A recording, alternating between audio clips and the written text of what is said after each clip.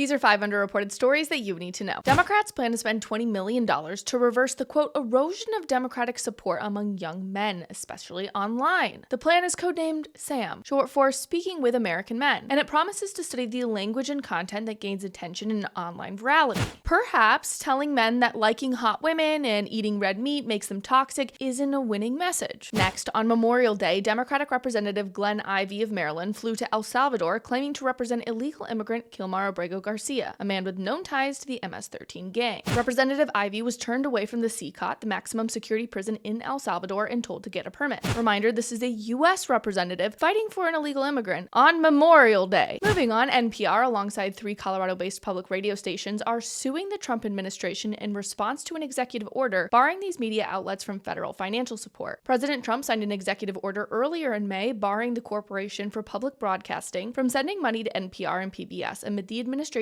quest to slash wasteful spending. To be clear, NPR gets only 1% of its revenue from the CPB in federal grants. Next, CBS's 60 Minutes host Scott Pelley gave an unhinged commencement speech at Wake Forest University that lacked any semblance of self-awareness. Pelley claimed that the current administration is trying to suppress free speech by changing the definition of words. Yes, because it's the Trump administration that completely redefined the word woman. And finally, a man who was allegedly fired from his job after wearing a religious shirt during Pride Month has reached a settlement. Cosby Cunningham was fired on August 3rd, 2023, allegedly for wearing a t-shirt that said, quote, "Pride goes before destruction" during Pride Month. Cunningham claims he wore the shirt to combat coercive use of wrong pronouns by the company. Cunningham claimed his previous employer unlawfully discriminated against him for his religious expression at a time when the company was pushing a DEI initiative. This week, the parties reached an undisclosed out-of-court settlement.